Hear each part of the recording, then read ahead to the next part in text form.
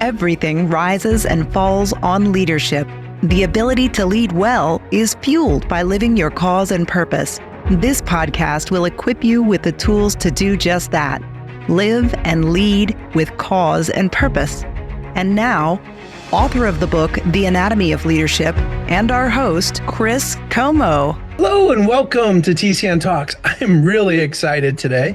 This is where we do our top news stories of the month. I got Cordt Kassner with me. Welcome, Cordt.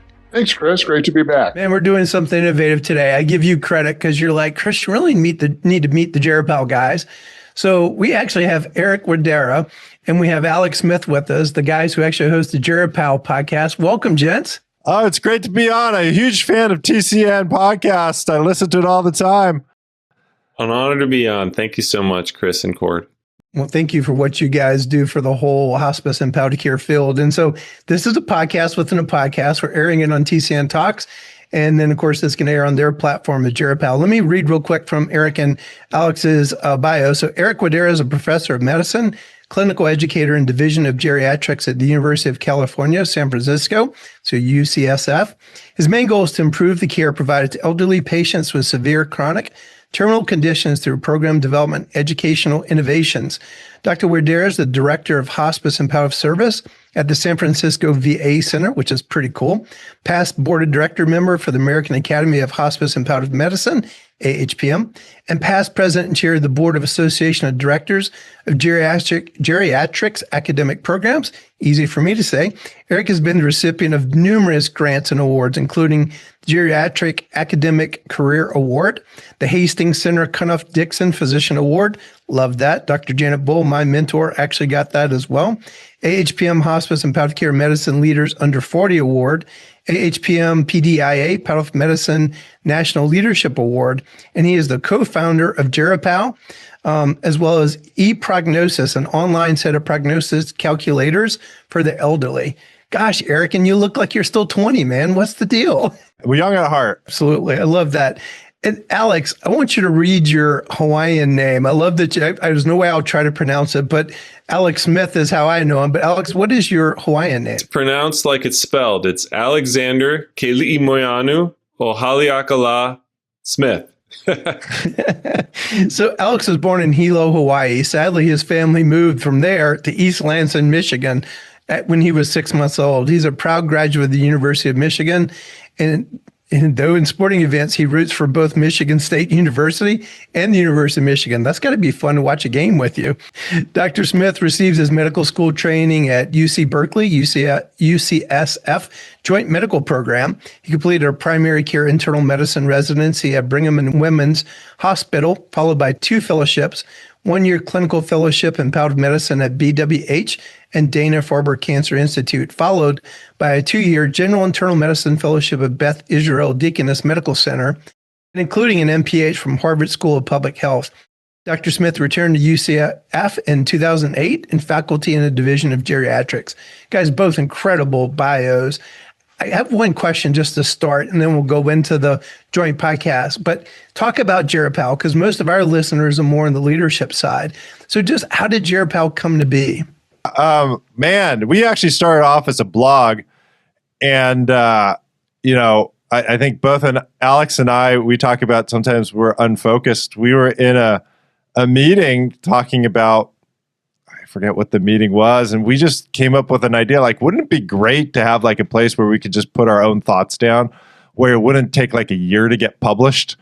And that was the initial, like, that's how the blog started. And in 2000, that was like what, 2008, Alex? 2009, I think we started blogging. 2009 and 2016. Yep. How did the podcast start, Alex? Well, I think, content is king when you're doing these sorts of things. And we got a little tired of writing blog posts.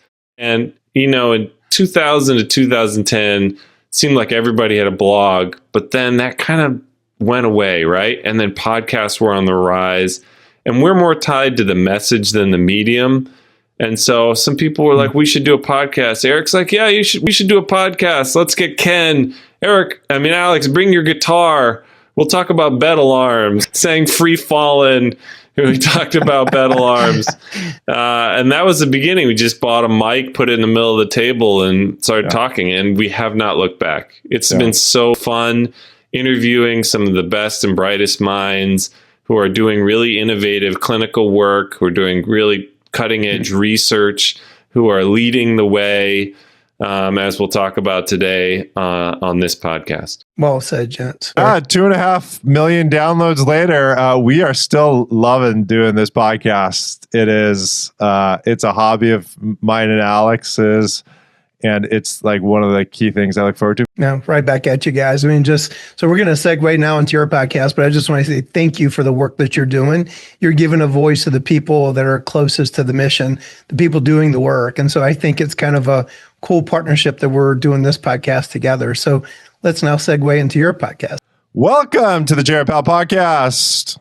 Alex, this is more than the GeriPal Podcast. I forgot. I got to let you introduce yourself, Alex. Oh, this is Alex Smith. This is Eric Widera. I don't even know how we start this anymore because this is confusing. That's weird. We have like because two we're podcasts. doing a combo podcast. This is a podcast within a podcast. This is like, man, we're making history here. This is new for us. We're building this airplane as we fly it. So we're delighted to welcome Chris Comeaux, who is a leader, coach, author in hospice and palliative care. His book is called Anatomy of Leadership, and he's the host of TCNtalks with frequent guest host. Cordt, is that get appropriate? Yeah, guest host. Yes. Maybe? And TCNtalks is a podcast that's focused on leadership, strategy, innovation, and the future of serious illness care. Chris, welcome to GeriPal. Man, thanks for having us. This is really cool. Cordt had tweaked me, and I'm like, what if we call these guys and say, what if we do a podcast within a podcast? And here we are. And I guess we're joining your podcast too, because these will be simultaneously, well, they released around the same time. Our other guest is Cordt Kassner, who is a hospice leader and CEO of Hospice Analytics, which provides in-depth data on hospice quality, utilization, and access, and also publishes Hospice and Palliative Care Today, which is a daily email newsletter about the hottest topics in hospice and palliative care. Cordt, welcome to the GeriPal Podcast. Alex and Eric, thanks so much. This is such an honor to be here with you guys. I love this too because I hear both of your voices. It's like I actually am an avid listener to TCNtalks. I think it brings up a lot of really good points as far as like the last one I heard was around certificate of need. We're going to get into all this stuff. So much I have questions. We're going to do something different. Yeah. We're going to do some roundtable questions, just going around talking about hospice leadership quality. But before we do that, on GeriPal, we always start off with a song request. Who has the song request? I have a song request, and so it's Love Hurts. I'll tell you why after you perform it. Oh, after? Okay, well, that's good. Isn't there more than one version? There's like Everly Brothers, and there's like Nazareth. Nazareth. That was the version about ready to be performed is now going to be my favorite. I am not going to sing in the high vocal range of Nazareth. Here's a little bit. Love hurts, love scars, love wounds, and mars any heart, not tough or strong enough to take a lot of pain, take a lot of pain. Love is like a cloud, it holds a lot of rain. Love hurts. Ooh, love hurts. Stay to the end of the podcast. Alex is going to do the Nazareth version in right. high voice. That was awesome, Alex. Well, first off, you guys remind us we're taping this the day before Valentine's Day, so it had to be some type of love theme. And I thought this work is so sacred to us, and it hurts, but we love it and we do it. And we've been pioneers creating palliative care, creating a hospice across the country. And there are days of amazing joy and there's days of amazing pain. So that's why I chose it. Oh, that was beautiful. Well, we're going to do something different than our usual podcast on our end, is that we're going to do kind of roundtable discussions as far as questions, and we're going to pose questions to each other. And I'm really excited because, again, I'm a very avid listener to TCN Talks.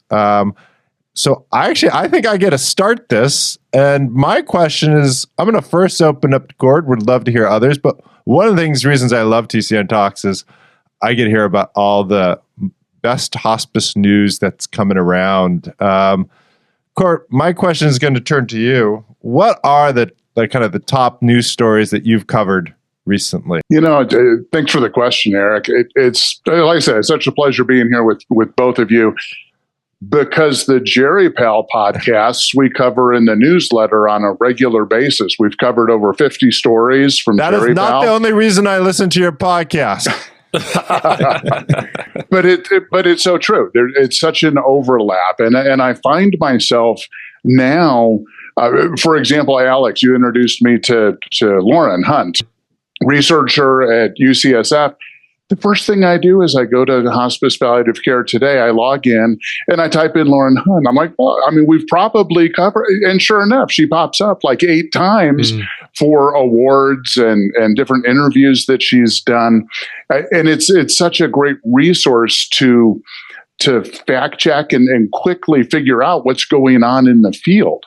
Mm-hmm. I've used some of those search results from Hospice and Palliative Care Today, dumped them into ChatGPT or Grok, and so, summarize these 50 articles or whatever, and it creates a great search engine that's not the entire World Wide Web. It's focused on hospice and palliative care stories. So such a fun resource, and we complement each other so well with covering the GeriPal and other stories. In terms of our top stories, we've been doing the newsletter 2 years now. We average about 5,000 reads or clicks per story. We track how many times people click on the original source story, because that's what we want to do. We want to provide enough information to get the reader to the source document and then read the source document. Well, if we average 5,000 clicks, our top story so far was a compilation that we pulled together on medical aid and dying. It had over 14,000 clicks, which in our readership, that's a lot. So it was really taking a look at links to the state departments of health annual reports for the dozen, I think 15 states that were medical aid and dying legal, and just a way to compare the information that's being released and collected and reported. So that was fascinating to me, because we track those click rates to look for more stories in those most popular areas. The second category that came up was dementia research. So Monday through Friday, Dr. Joy Berger does a great job as our editor-in-chief, pulling relevant news stories during the week. Saturday, Kathy Wagner, as our assistant editor, helps me collect a dozen peer-reviewed journal articles. And I thought, give me some examples of them. Let's drive into our audience. Like, what are some of these stories around dementia that your audience is kind of pulling up, thinking about? It's been fascinating. The most read story around dementia was around falls. So emergency department or hospital admissions, and tying that to dementia and end of life care and advanced care planning, which was fascinating to me. I love that our readership is interested in the research. We've run articles on the HOPE tool, of course, the quality measures that were released last October. That was garnered about 10,000. The HOPE tool is going to be replacing the hospice item set and will be a transparent, publicly reported set of quality measures for hospices. Super excited to have that becoming available as an update and improvements to what we currently have. What's in the HOPE tool? Like, what are the quality measures in there? Are there? That's a great question. Management's a big one. Some aspects of pain control. How quickly do we get out there? especially when there's some type of crisis. We're going to do a whole podcast, actually, Eric, coming up on that. Oh, great. I don't want to steal the thunder on that. Do you think it's going to be better than what we have right now? No. Maybe I'm a little bit. I mean, like today's broadcast. No, it won't be better. But if you need the hope better than hospice tool. Item set, yeah, I think it will be an improvement over hospice item set. Yeah. The hospice item set, is that CMS's quality metric? Yeah, or what would you call it? Quality. It's part of their quality assessment tools. There's the hospice item set that is pretty much gathered at the hospice level. So the hospice clinicians fill that out and submit it. And then there's the hospice CAHPS, which is the primary caregiver survey assessing quality of hospice that's completed by the caregiver 3 to 6 months after death of the loved one. So those are two different hospice quality metrics. Exactly. And one of them, the first one that you mentioned, which is based more probably on organizational characteristics and utilization, is changing to be a new set of metrics called HOPE that you will be talking about. And you also have your own analytics. That's hospice analytics, which you mentioned in the intro. And that's different. That's yet a third window into hospice quality? Correct. What I do with hospice analytics is taking a look at claims and cost reports and these quality measures and presenting that information, making that available to folks. Something else that's really interesting is I designed a National Hospice Locator webpage. And first that started as a directory of every known hospice location. You'd think that would be easy to do, but it's incredibly difficult, and nobody really does that. Membership organizations tend to list their members. State departments of health list hospices in their state, but if you're thinking about it nationally, it's actually pretty complicated and rare. So we started off with just a directory, but 2 years ago, we created a quality matrix that uses 8 different measures across 5 different tools to create a hospice quality rating for every hospice in the country. So if you search San Francisco, it's not only a directory of hospices that serve San Francisco. They're sorted, the rank sort is highest quality to lowest. Right, so that's another way of quality. I got a question for you. If I had to choose, either go to Medicare Compare for my hospice star rating, or I can go to remind our listeners what the site is. National Hospice Locator. National Hospice Locator. Which one should they go to? You know, it's a great question. Of course, I'm biased, and we'll say go to the National Hospice Locator. Yeah, I would say the same thing. And why is part that? Part of the reason is because I'm using some of those Care Compare measures. Uh-huh. The best part about Care Compare is the transparency and that they put that information out. But one of the challenges with the star ratings in particular that you mentioned is only 27, 28% of hospices have calculated star scores. So the vast majority of hospices don't have one. And so that would leave the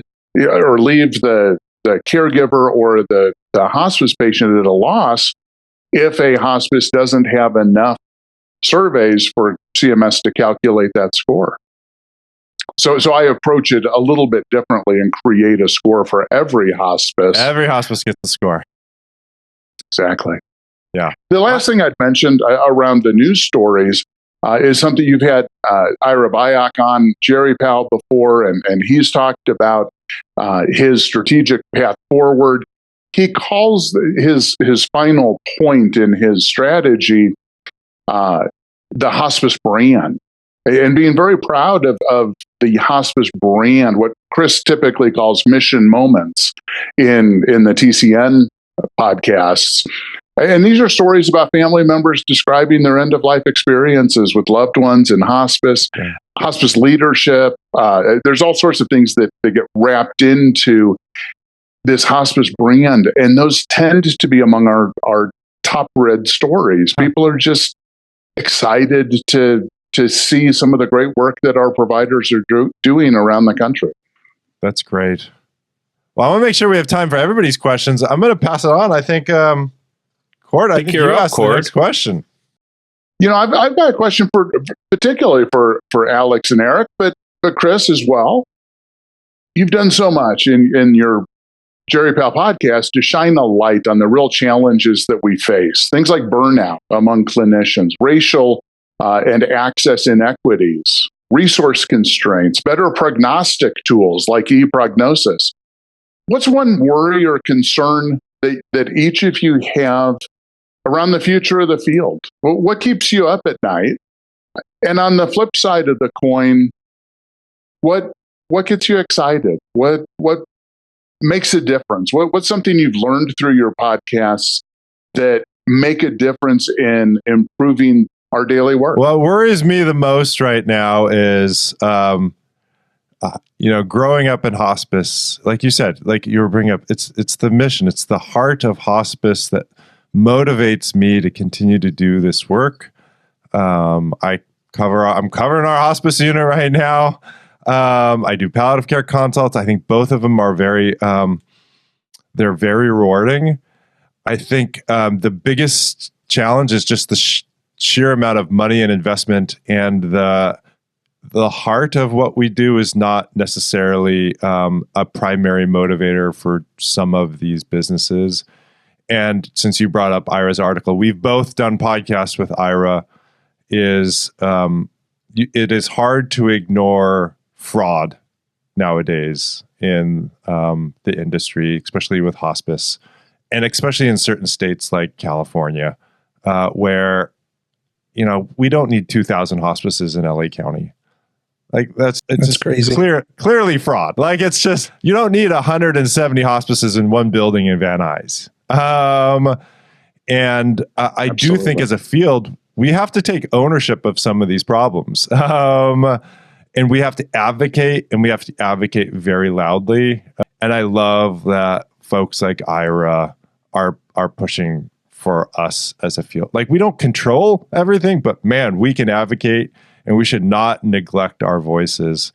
And I think that's the part that gives me the most promise and hope, is that I do, and I don't think it's like, we just did a podcast on, palliative care light, which was like a derogatory term potentially for like these community-based hospice or palliative care organizations that are very much focused on improving access to palliative care, but through different models that we're used to in academics, using potentially a lot of smaller teams. Again, I encourage you to listen to that podcast.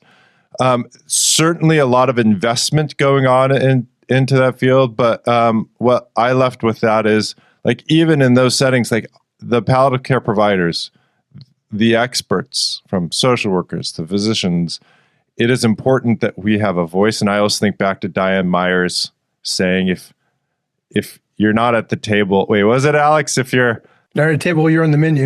If you're not on the table, you're on the menu. That's right. I'll popcorn it to you, Alex. Well, mine's, I'm going to go in a different direction. I'm going to put on my researcher hat as the audience, listeners, and you all know I'm a clinician researcher, which means that I get like 80% of my funding through the National Institutes of Health or other research organizations. It's grants, right? I'm a grant-funded researcher. It's a tough time to be a grant-funded researcher. And this is not an issue that's specific to geriatrics or palliative care, aging research, serious illness research. This runs the gamut. But, because this is like the community, and I'm very committed to mentoring, I direct our T32 fellowship in aging research, and also part of the Ascent Collaboratory. It's a national NIH-funded research infrastructure grant that provides like career development type awards and pilot awards. I direct the pilot core for that. It's a tough time for the junior people. They're the ones I worry about the most. People who are trying to get into the field of serious illness research or aging research. it's so hard for them because many universities aren't hiring. Many and the NIH grants are just so it's tough to get them, and we don't know what the funding lines are anymore. The priorities are shifting. There are a lot of people who I know, who I mentor, whose areas are just being erased by the NIH, forbidden, you can't do this, grants are erased, taken back. And then there's this whole yo-yo effect. Well, then there's a court battle and then they get it back and and then it gets taken away again. It's really tough. So I worry that we may lose a generation. I hope not. I hope it's just a short period. And I hope that there are people who find ways to support those junior researchers who are trying to get into the field and get jobs and get grants and get started.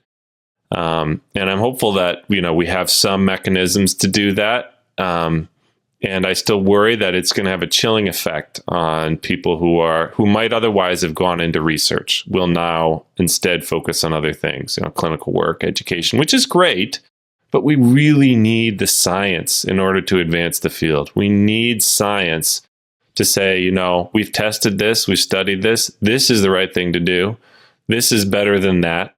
And whoa, we thought this was good, but turns out we were wrong. We've been doing it wrong all along. So that's what I worry about. How about you, Chris? Gosh, what do I worry about? Man, I was thinking of Eric's first question of Cordt about like top news stories of the month or top stories. I mean, we go through Cordt, 72,000 probably in a year. And I flag like 100 a month. So that's 1,200 out of a year. And I think that's the challenge, right? How do you bring it down to one thing? We do have what I use in my framework, Alex. And when we do the top news stories of the month, we actually did 5 years of research, and there are 8 challenges that we know, 8 challenge categories or themes that every hospice and palliative care program is faced with. So every month, I organize the articles I flag based upon those categories. So my direct answer should be these basically 8 categories: the mission moments, reimbursement challenges, competition to be aware of, workforce challenges, patient and family future customer demographics and trends, regulatory and political challenges, technology and innovation challenges, the speed of change and resiliency that humans could deal with, one that I call kind of the human factor, and then I always have my catch-all, just Chris category. So those categories, every month I'm flagging articles that build kind of my own research behind it. And so any of those, we could do probably our podcast on any of those themes, but any follow-up questions to me on those broad categories? I think we'll have some follow-up questions as we go. I certainly have some that will expand on some of those categories. And one more I'd add, Alex, because when we were in the green room the first time we all got to meet, I'm very passionate about leadership. It kind of goes in that. So, John Maxwell is one of the guys I've always read and kind of followed my whole life. He says, everything rises and falls on leadership. So, what's heavy on your heart about research? It all comes down to leadership. So those young people that may feel jaded right now, if they will just, whatever pathway opens up for them, if they'll go to school there and just keep going to school there, your sphere of influence will grow. And you never know how those things that feel like little side trails may come back, and you'll harvest things that can help you for the big game that maybe you thought was going to be where you're going to be from the very get-go. That all comes back to the whole journey of leadership, why I wrote the book, The Anatomy of Leadership, to give people a framework. Alex, I just comment on your thought around the researchers, and I really appreciate the concern about the next generation and where this is going. And I'll be honest, I thought to myself, how exciting that we have a next generation of researchers interested in gerontology, interested in hospice and palliative care and end-of-life care. Like, I probably all 4 of us have been around long enough. There was a time there weren't very many people lining up at the door to enter into research in these fields.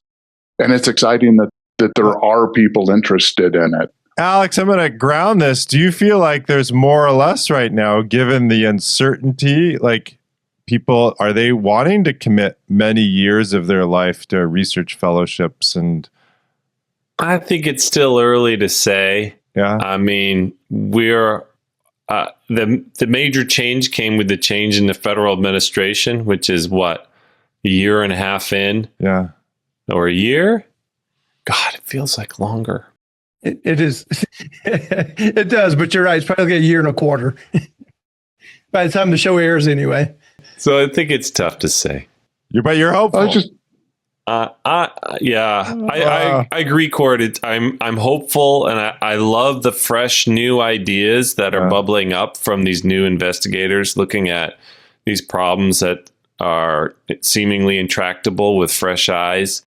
And I worry that some of them just are going to be so disillusioned with what they read and what they hear about and what they hear from other junior people, and the fact that just a lot of universities aren't hiring researchers right now. It's tough to get a job, you know? Alex, Cordt and I had Ira on, and we did a podcast as almost like a gift for the holidays to people, just kind of time with Ira from his heart. And he said something so profound. They sat around a fire in Colorado at I guess it was in Estes Park, right, Cordt? And there was no research. There were no textbooks. There were no classes. You think about the early days of where he was and think of where we are today. The challenges, the mountain range of challenges in front of them in the early 80s, et cetera, we have different challenges. And that same spirit that they kind of address them with, we shouldn't let these challenges take us out. What will they say about us a generation from now, just like how we're talking to the IRAs, future when Alex and Eric are on somebody else's podcast 20 years from now. What did you guys do in 2026 when those challenges came? I feel like this is our time. Don't miss part 2 of this episode coming this Friday.